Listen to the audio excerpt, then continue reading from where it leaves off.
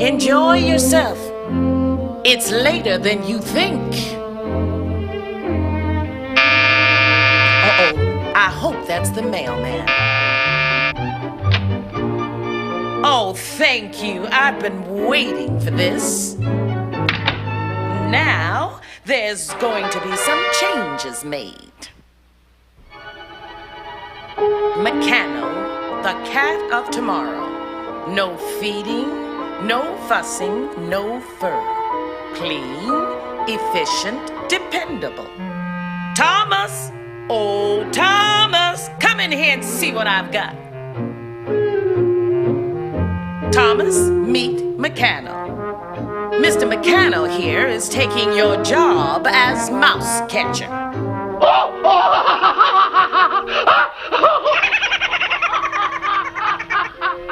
Are you through laughing, Tom? Then watch this.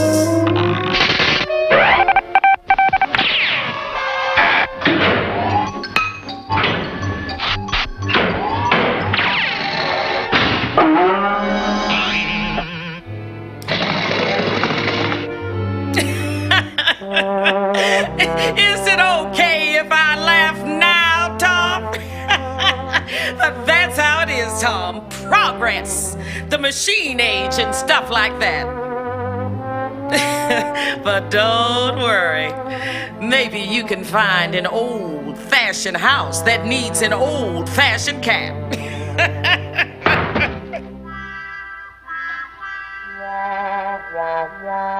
Lately, I've been thinking a lot about something that scares me, not because it's evil, but because it's quiet. It's how AI is slowly replacing not just our jobs, but our thoughts, our stories, our voices, even our relationships. I'm not here to argue against technology. I use it too, but I've seen firsthand what happens when we rely on it too much.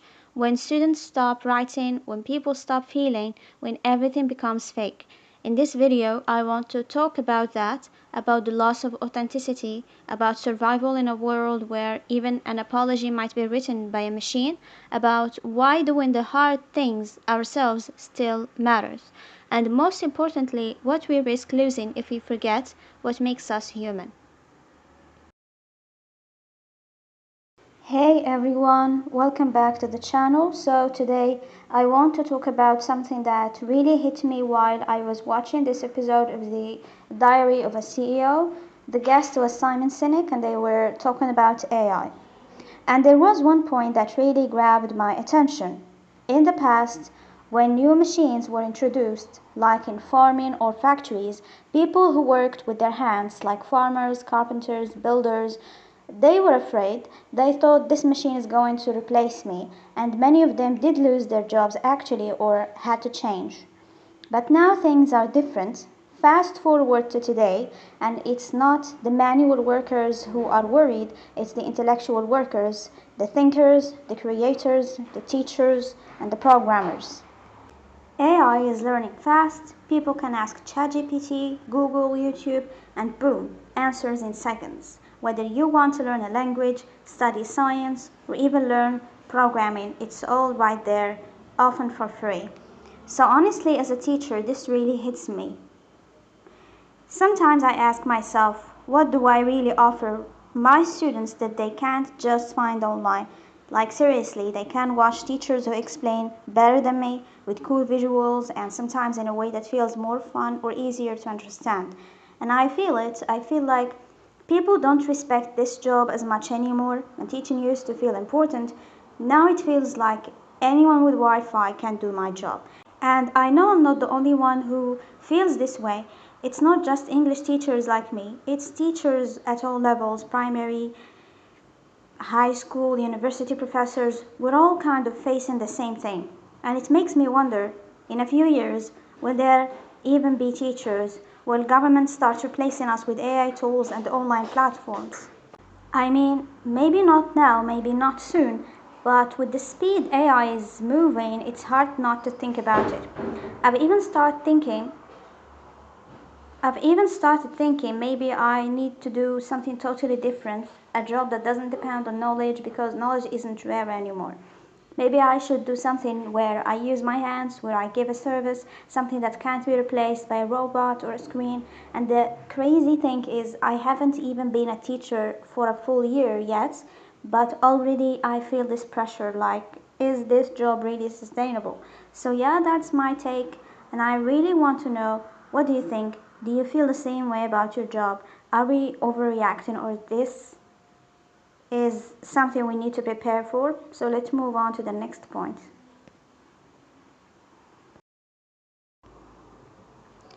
The second point, are we losing the process in learning? The second point I want to talk about is something Simon Sinek said, and I'm not going to pretend I remember his exact words, but the idea was that we're starting to focus only on the final product, and we forgot about the process that leads there. That really made me stop and think, especially as a teacher. Like, let me give you an example. I recently gave my students an essay to write. Pretty simple assignment. The next day, they came back with their work, and let me tell you, it was perfect. Too perfect. I mean, grammar, structure, vocabulary, it's way better than I expected. According to my grading criteria, they deserved 10 out of 10. But something didn't feel right. And I started asking myself, did they even write this? Or did they just open ChatGPT, paste the prompt, and copy the result?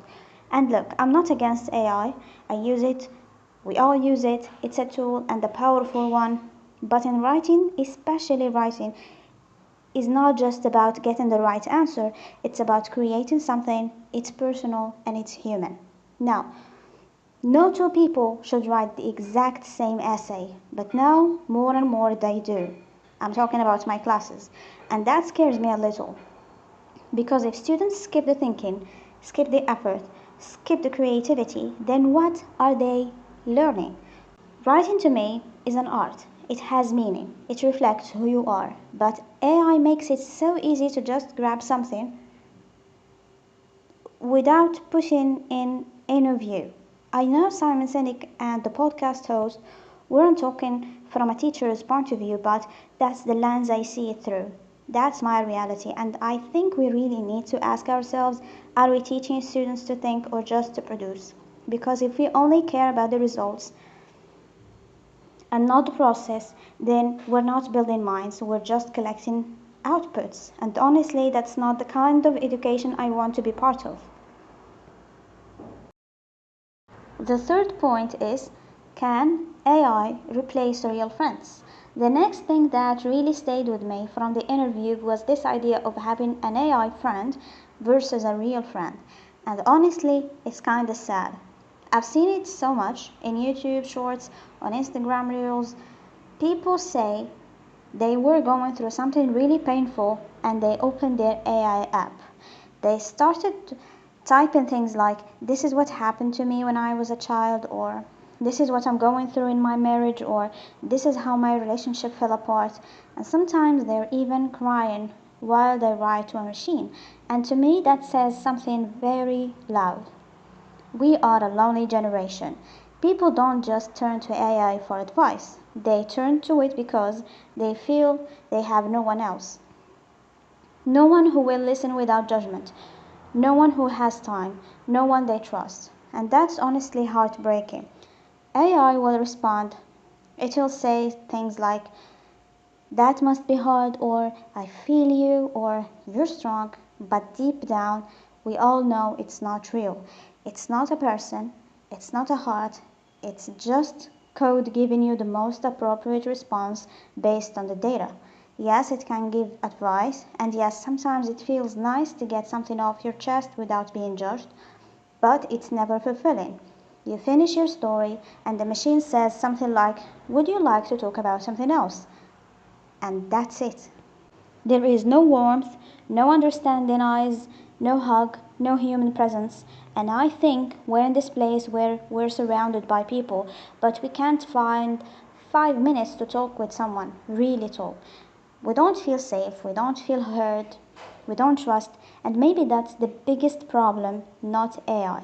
Because at the end of the day, An AI system can be useful, but it can't give you what your soul needs. It can give you words, but it can't give you connection.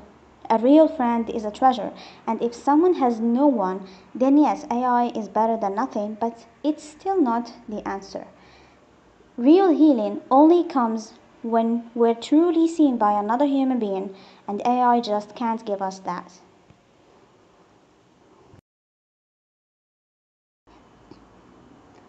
Point number 4, too perfect to be beautiful. Another point they mentioned, which I found really interesting, was the idea of beauty in imperfection. And you know what? I've been thinking about this a lot lately, especially when I scroll through Facebook or social media. I see so many AI generated photos now, especially portraits, and at first they look amazing. The skin is glowing, the colors are vibrant, the lighting is perfect, but then I look a little closer and something feels off. It's too perfect. The person doesn't look like a real person anymore. Their skin is like plastic, their eyes are shiny but kind of empty. The background is flawless, but not in a way that feels alive. And that's the strange part. It's beautiful to look at, but it's not touching. There is no warmth and no soul. I think what makes people and moments beautiful is exactly the small imperfections. A scar, a wrinkle, messy hair, or an awkward smile. That's what makes us real. That's what makes us human. But with AI, everything is being polished, smoothed out, cleaned up, and sometimes I feel like we're losing something important. Real beauty isn't perfect, it's emotional, it's alive. And when you take away all the flaws, all the little imperfections, you also take away the character, the soul, and the story. So, yeah, AI generated images might be impressive, but I don't think they are beautiful. Not in the way a real, raw, unfiltered photo of someone laughing or crying is. I just hope we don't forget how to appreciate realness, even if it's a little messy. Point number 5, are we losing what's real? Another point that came up in the interview, and I felt this so strongly myself, is how the internet is slowly becoming inauthentic. Like, imagine someone sends you a message on WhatsApp or by email and says in an elaborate way, "I'm really sorry." My first reaction is, wait, did you write this or did AI write it for you? The words might be kind, polite, well written, but if I know or even suspect that it was written by a bot, how can I believe it? And I experienced this in a very personal way last year during my teacher training. We had to submit a portfolio, a document where we talk about our journey as teacher trainees. It was supposed to reflect our growth, our thoughts, what we learned, what we struggled with, etc. It was supposed to be intimate, honest, a real piece of who we are. But the truth is, most of us, and I include myself, used AI to help. Some people even wrote the whole thing using AI. 80 pages of beautiful grammar, perfect structures, and empty emotions. And I remember thinking, why should I even bother reading someone's portfolio if I know it wasn't really written by them? I don't want to read polished text. I want to read your mistakes. I want to feel your voice. I want to hear the way you tell your story, even if it's not perfect. That's what makes it real. AI can help, sure. It can support, gives ideas, suggests vocabulary, but when it writes everything for us, it takes away our personality and our uniqueness. And the sad part is, now we're judging students for overusing AI.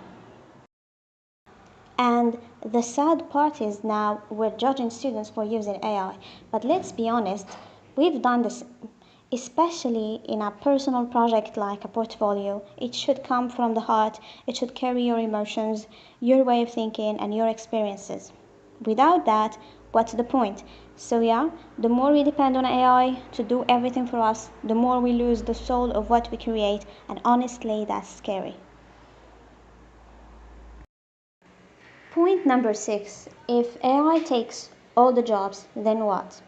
One of the points Simon Sinek made, and it really stayed with me, was about survival money.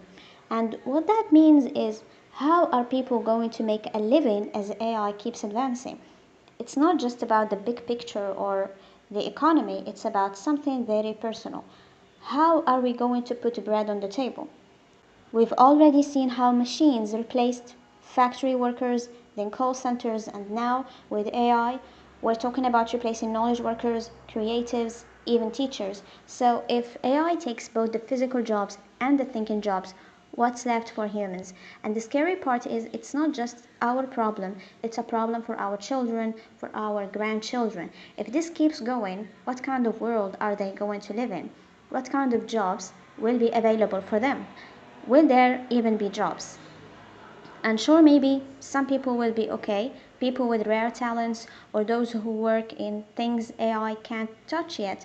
But the majority, the average person who just wants to work hard and earn enough to live with dignity, what happens to them? And even if it's not us losing our jobs right now, what about when we're older? What about when we're vulnerable? Who's going to take care of us if our children are struggling to survive in an AI-driven world? So this isn't just a technology issue, it's a survival issue.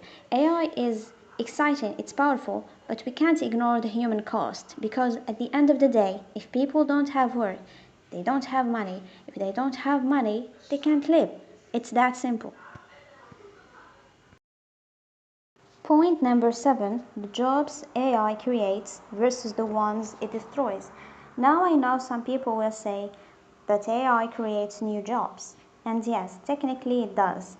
But this is where Simon Sinek made a really important point. If AI creates 5 new positions, but in the process it destroys hundreds or thousands or even hundreds of thousands of jobs, is that really a fair trade? The numbers don't lie, and this is not about us being against innovation. I'm not saying we want to stay stuck in the past or that we don't want help from technology. It's just that this isn't a creative revolution, it's becoming a social crisis. We're not dealing with AI on an artistic or experimental level anymore, we're dealing with it on a survival level. And the truth is, we live in a world where capitalism often twists good things. Inventions that were made to help people, to lift us up, often end up being used to replace us, undermine us, or exploit us. It's not about the technology itself being evil, it's about how it gets used in a system driven by greed, where profit is more important than people. And that's why, no matter how exciting AI might seem, we also need to ask some hard questions. Who is benefiting the most? Who is being left behind? And what kind of future are we building? Not just technologically, but socially. Point number 8, do the work yourself. One of the most important things I've realized lately is that you have to do the work yourself. Whether it's in your relationships with your partner, your boss, your students, your family, or whether it's in your job or your education or your personal growth. No matter how it is, it takes effort. You can't let a machine do your soul's work. You can't let a machine do everything. AI might help you draft an email. It might even help you pass an assignment, but it can't help you become you. And I saw this clearly when I gave my students a writing exam. Now keep in mind, these are beginner students. We're learning colors, numbers, the basic vocabulary. They are just starting English. I asked them to write something simple, and what I got back was shocking. Advanced essays, sentences so complicated that I had to open a dictionary to understand them. Words that didn't even belong to normal speech. Outdated, academic, and weird. It wasn't their voice, it wasn't even real writing, it was machine generated. So I canceled the assignment. Next time, I told them, go ahead and use AI. I want you to use it. I gave them a new topic. What are the costs and the benefits of using AI? And they did it. They used ChatGPT. They talked about the usual benefits, speed, access, and tools. But the most honest part was when some students said, it's making us dumber. That's when I knew they got it. That's when I said, this is what I want you to see. This is the cost. If you keep using AI to do your thinking, you're going to lose your ability to think. And this is not just about essays. This is about the future. If you want to survive in a competitive world, in a world where AI is everywhere, your brain has to be alive. You have to work. You have to sweat. That's the only way you learn. That's the only way you grow. You can't become a real person by copying and pasting someone else's voice. An AI doesn't love you. It doesn't care about your success. That's why, no matter how smart machines become, the hard work is still yours to do. And the last point, Simon Sinek said, we need to relearn basic human skills, how to do hard things, how to imagine something and create it from scratch, how to write, how to struggle with our thoughts until something true comes out. Because now we just go to ChatGPT or whatever AI we use and say, make me a story, give me an image of a cat riding a bike in Tokyo, and it gives us what we want. It's amazing, but it's also a bit dangerous because it's replacing the fun part, the human part of imagination. It's like what happened with calculators. We all used to be able to do math in our heads, simple things. Now, most people can't even subtract without using a phone, and imagination is way more important than math today. So if we don't protect it, we're going to lose it. And finally, he said something really deep. You can't scale special. I didn't understand it at first, but now I do. In our world, especially on social media, we try to scale everything. We try to rate people out of 10. We try to turn feelings into content and content into profit. But real things, small things, cannot be scaled. A smile from a stranger, a handwritten letter, a teacher who listens. These things are special because they are human sized. If you try to mass produce them, you break them. So maybe that's what we need to remember, that we are not products, that you can scale small, and that's okay, because being human was never meant to be perfect or scalable. So I want to leave you with this. AI is not the villain here. The danger is what we stop doing once something else can do it for us. The danger is when we stop thinking, stop imagining, stop solving our problems because it's easier to let a system do it. If we give up the struggle, we give up the growth. If we give up the challenge, we give up the character. And if we give up imagination, we give up the most human part of us. So maybe the real question is, what are you still willing to do by yourself? Not because it's easy, but because it matters. I'm Miriam, and thank you for listening.